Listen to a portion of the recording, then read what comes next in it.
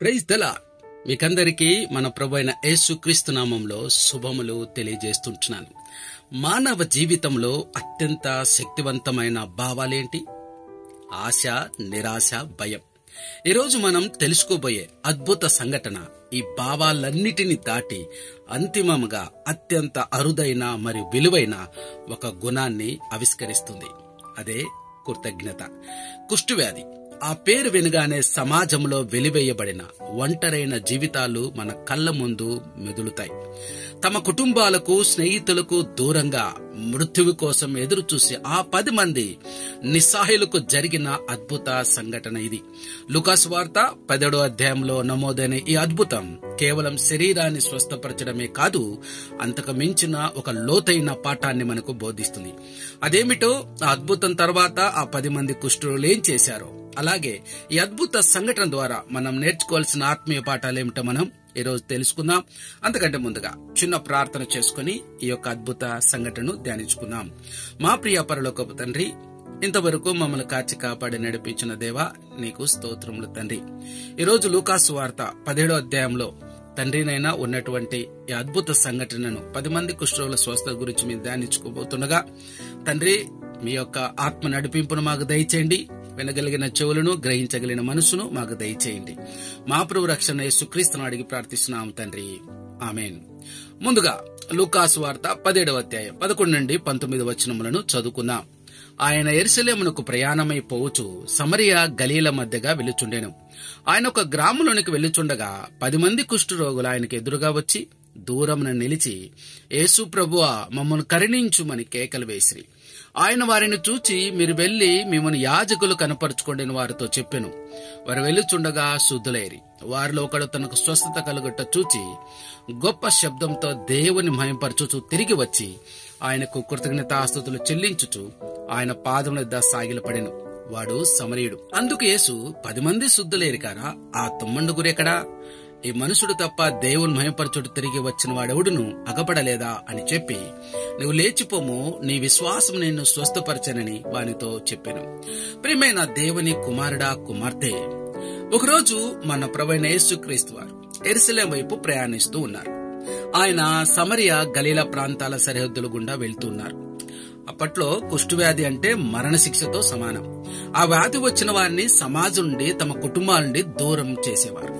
అటువంటి వారు ఊరికి దూరంగా ఏకాంతంగా బ్రతకాలి, సమాజంలో రావడానికి వీల్లేదు. యేసు ఒక గ్రామంలో వెళ్తుండగా ఊరికి దూరంగా ఉన్న 10 మంది కుష్ఠరోగులు ఆయనకు కనిపించారు.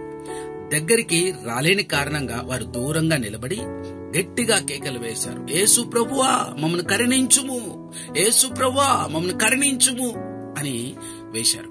వారి స్వరం ఎంత నిస్సహాయంగా, ఎంత వేదనతో నిండి ఉందో ఊహించండి. వారికి యేసు గురించి తెలుసు, ఆయన అద్భుతాలు చేయగలడని వారికి తెలుసు. అందుకే ఆయన దయ కోసం వారు ప్రార్థించారు. ప్రేమామయుడు మన ప్రియ ప్రభు అయినటువంటి యేసుక్రీస్తు వారు వారి కేకలు విన్నాడు, వారి దుఃఖాన్ని చూశాడు. ఆయన వారిని తాకలేదు, కేవలం వారికి ఒక ఆజ్ఞ మాత్రం ఇచ్చాడు.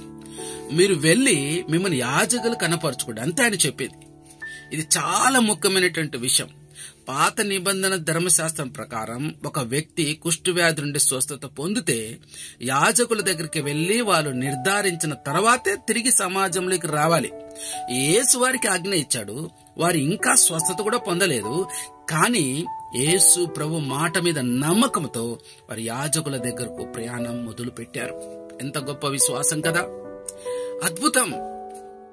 వారు ఆ విధంగా వెళ్తుండగానే వారి చర్మాలు మృదుగా మారిపోయాట, వారి పనులు మాయమైపోయాయంట. ఆ 10 మంది శుద్ధులైపోయారు. వారికి కొత్త జీవితం లభించింది. ఆ క్షణంలో వారి ఆనందం ఎంత గొప్పదో. వారికి ఇక కుటుంబం, స్నేహితులు, ఇల్లు, సమాజం అంతా తిరిగి దొరికినట్లే. సరే, అయితే 10 మందిలో ఒకడు తన శరీరం పూర్తిగా స్వస్థత పొందడం చూశాడు. ఆ క్షణంలో అతడు తన కొత్త జీవితం గురించి కాకుండా తనకి స్వస్థత ఇచ్చిన యేసు గురించి ఆలోచించాడు. ఎంత గొప్ప విషయం కదా. అతను వెంటనే వెనక్కి తిరిగాడు, ముందుకెళ్లలేదు.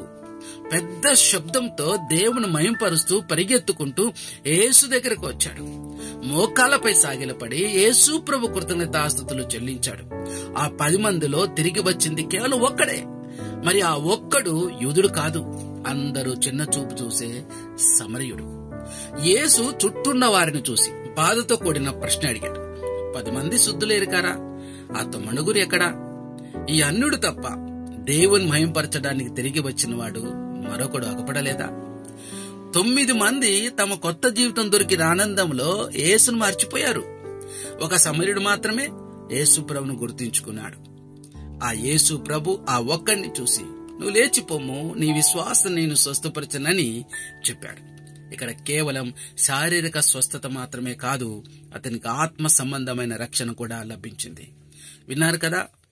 ఈ యొక్క అద్భుతమైనటువంటి సంఘటనను మనం చదువుతుండగానే చాలా విషయాలు మనకు బోధపడతాయి.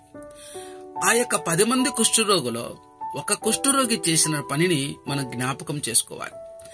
యేసు ప్రభు మొట్టమొదటిగా ఆ వ్యక్తితో చెప్పిన మాట, నువ్వు వెళ్ళి యాజకుని కనపరుచుకో అన్నాడు.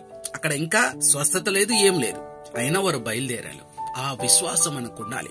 అంతేకాదు, తిరిగి వచ్చినప్పుడు ఆ యొక్క వ్యక్తి చేసినటువంటి పని ఏంటి? ముందుకెళ్లి యాజకులు కనపరుచుకోవాలా? ఇదిగో మేము కూడా ఇప్పటి నుంచి ఇంకా సమాజంలో కలవచ్చు, మా యొక్క రోగాలు వెళ్ళిపోయినాయి, మా కుష్ఠరోగం పోయిందని చెప్పుకుంటే ఘనత వస్తుంది, సమాజంలో కలుసుకుంటారు, తన ప్రజలు సంతోషంగా ఉండొచ్చు. కానీ అన్నిటికంటే సంతోషం ఎక్కడ దొరుకుతుందంటే యేసు పాదాల దగ్గర దొరుకుతుందని వెనక్కి వచ్చాడు. యేసులోని నిజమైన ఆనందం ఉంటుంది. యేసు ప్రభులోని సత్యం, యేసు ప్రభువే సమస్తం అనుకున్నాడు. నిజమైన యాజకుడు ఆయన దగ్గర మెప్పు పొందుకుంటే చాలు, లోకంలో ఎవరి దగ్గర మెప్పు అవసరం లేదనుకున్నాడు. నిజంగా ఆత్మ రక్షణ కలిగింది. ఈ విషయాలను గమనిస్తున్నారా సంగమా? ఈ అద్భుతం ద్వారా మనం అనేకమైన ఆత్మీయ పాఠాలను నేర్చుకోవచ్చు. వాటిలో కొన్ని చూద్దామా? దేవునికి పక్షపాత ఉండదనే విషయం మొట్టమొదటిగా మనం అర్థం చేసుకోవచ్చు. కుష్ఠరోగుల్లో 9 మంది యూదులు, 1 సమరయుడు. యూదులు సమరయులను ద్వేషిస్తారు, అయినప్పటికీ వారి దుఃఖం ఒకే విధంగా ఉంది. మరి యేసు ప్రభు చూపిన కరుణ, స్వస్థత అందరికీ సమానంగా లభించింది. దేవుని దయ, ప్రేమ, రక్షణ జాతి, మతం, హోదా తేడా లేకుండా ప్రతి మనిషికి లభిస్తాయి. దేవుని ముందు మనం అందరము సమానమే. రెండవదిగా, దేవుడు చేసిన మేలకు కృతజ్ఞత కలిగి ఉండాలి. మనం 10 మంది స్వస్థత పొందారు, కానీ ఒక్కడే తిరిగి వచ్చి కృతజ్ఞత చెప్పాడు. మిగతా 9 మంది తమ ఆశీర్వాదంపై దృష్టి పెట్టారు. ఆశీర్వాదాన్ని ఇచ్చిన దేవుని మర్చిపోయారు. మన జీవితంలో మనం పొందే ప్రతి చిన్న మేలుకు, ఆశీర్వాదానికి, ప్రతి దానికి మనం కృతజ్ఞులమై ఉండాలి.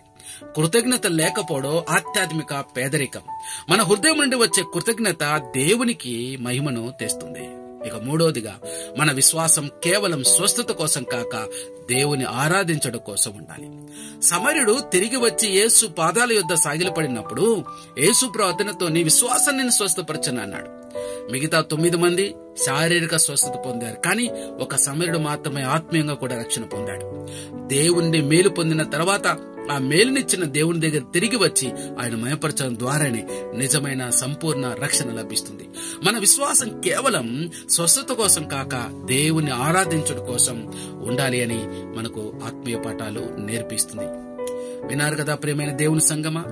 మనం ఆ 9 మందిలా ఉండకూడదు. మనం ప్రతిరోజు దేవుని దయను అనుభవిస్తున్నాం. మనం పీల్చే గాలి, తింటున్న తిండి, కట్టుకున్న బట్ట సమస్తం ఆయన మనకిచ్చినదే. ఆయన మనకిచ్చిన ఊపిరి, కుటుంబాన్ని, ఆరోగ్యాన్ని, ప్రతి దానిని జ్ఞాపకం చేసుకోవాలి. ప్రతి ఫలాపేక్ష లేకుండా మేలు చేసిన దేవుడి దగ్గరకు కృతజ్ఞతాస్తుతులతో తిరిగి వెళ్లి ఆ ఒక్క సమరయుడేలా మనం జీవితాం. అప్పుడే మన జీవితాలు శారీరకంగా, ఆత్మీయంగా కూడా సంపూర్ణ స్వస్థతను, రక్షణను పొందుతాయి. దేవుడి కొద్ది వాక్యమును దీవించి ఆశీర్వదించునుగాక. ప్రార్థన చేసుకుందాం. దయచేసి తలలు వంచండి, నాతో పాటు ప్రార్థనలు ఏకీభవించండి. మా ప్రియ పరలోకపు తండ్రి, మీరు చూపిన అనంతమైన దయను బట్టి మీకే కృతజ్ఞతాస్తుతులు చెల్లిస్తున్నాం. ఈ రోజు మీరు మా జ్ఞాపకం చేశారు. మేము తినే తిండి, కట్టుకునే బట్ట, ఉండే ఇల్లు, పీల్చగలే అన్నీ కూడా నీ కృప వలన పొందుకునేది. ప్రతి దినం దాన్ని బట్టి నీ కృతజ్ఞతాస్తులు చెల్లించవలసిన వారంగా ఉంటుండగా, లేని వాటి గురించి ప్రభా మేము అడుగుతూ, ఉన్న వాటి గురించి ప్రభా కృతజ్ఞత చెల్లించలేదు. దాన్ని బట్టి సిగ్గుపడుతున్నాం. మమ్మల్ని క్షమించమని అడుగుచున్నాం తండ్రి. 10 మంది కుష్ఠరోగులు స్వస్థపరిచినట్లుగా మీరు మా జీవితాలలో కూడా లెక్కలేని మేలు చేస్తూ ఉన్నారు ప్రభా.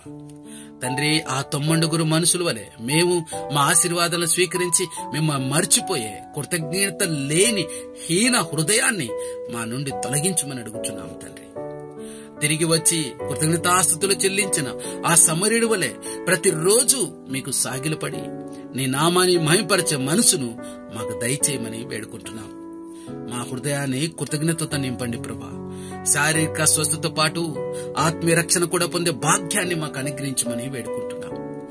దేవా, పొందినటువంటి వాక్యము మా హృదయంలో నూరంతలుగా ఫలించులాగున, వాక్యానుసారంగా మేము జీవించుటాగున తండ్రి నీ కృప దయచేయమని అడుగుచున్నాం. కృతజ్ఞత కలిగి జీవించటానికి కృప దయచేయండి. నీ నామానికి మహిమ తెచ్చుకోండి. మా ప్రభు రక్షణ యేసుక్రీస్తు నామములో అడిగి ప్రార్థిస్తున్నాము తండ్రి. ఆమేన్, ఆమేన్, ఆమేన్.